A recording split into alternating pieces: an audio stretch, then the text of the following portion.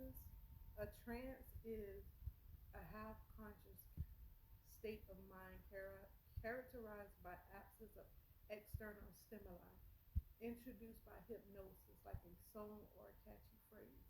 Um, state of which someone State of mind in which someone seems to be asleep and to have no consciousness, control over their thoughts or actions, but in which they can see and hear things and respond to commands given by other people.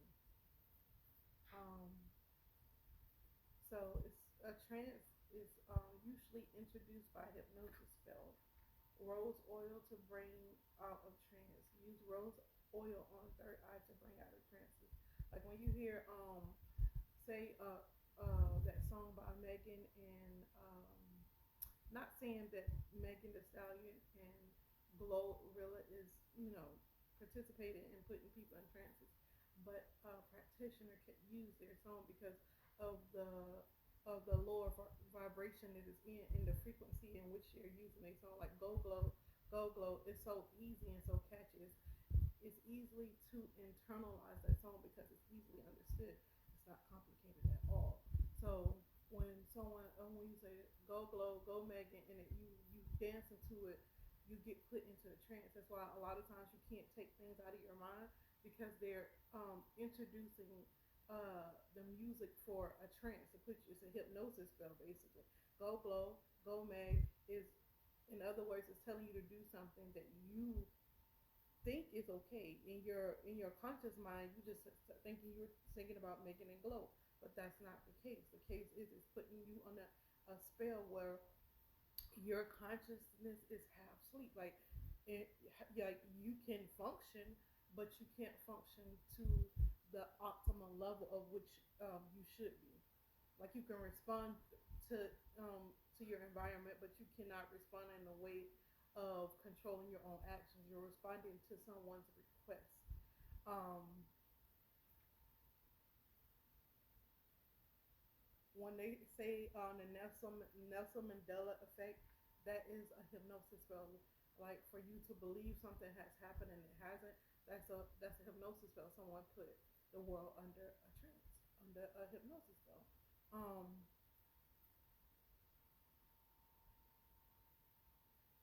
yeah, you guys, that's what I got on trances. It's another song that I thought of. Go go go go go man. It's another song. Um, when you hear those little catchy songs like that, I think it's uh you can't clock me by no that 99 by what's her name? I'm not even trying to be shady like Sweetie.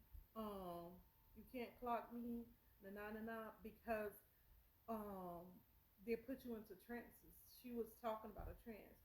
You don't have the time to clock me because your time is being spent on something else. Your time is that means they got you under a hypnosis spell that you don't even know you're under, and you don't have the time to clock her because you're hypnotized.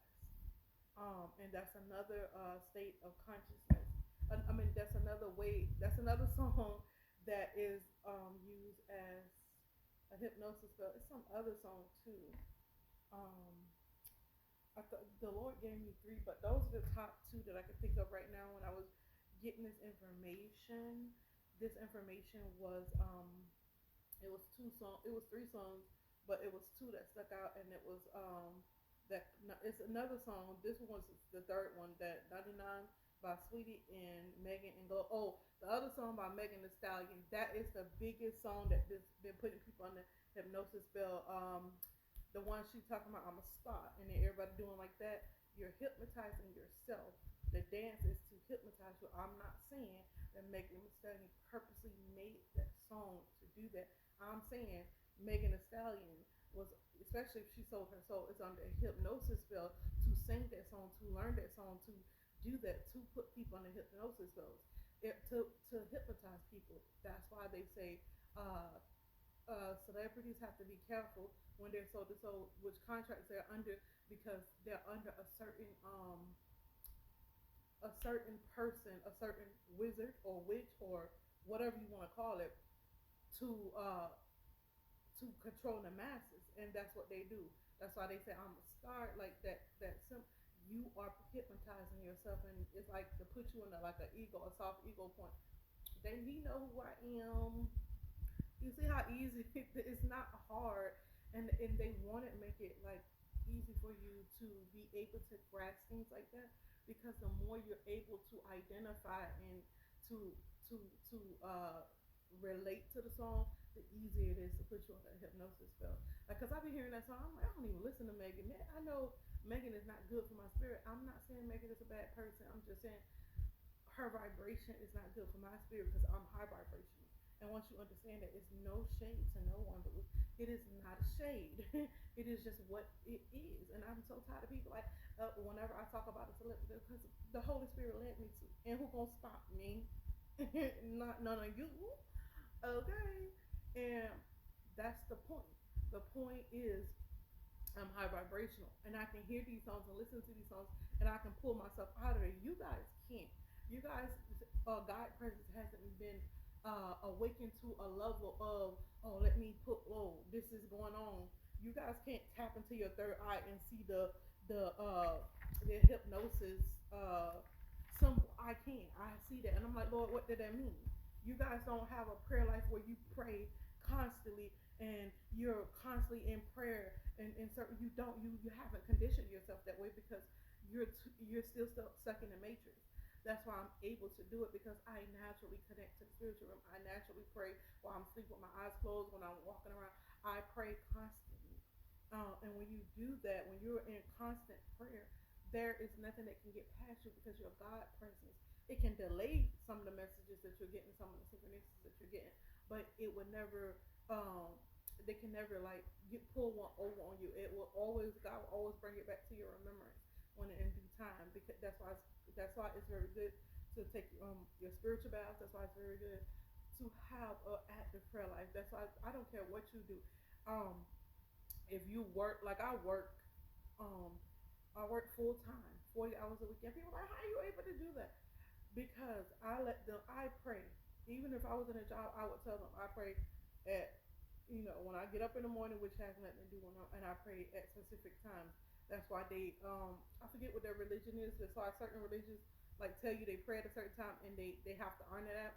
They have to honor your religious they cannot, your religious practices, they cannot not honor it.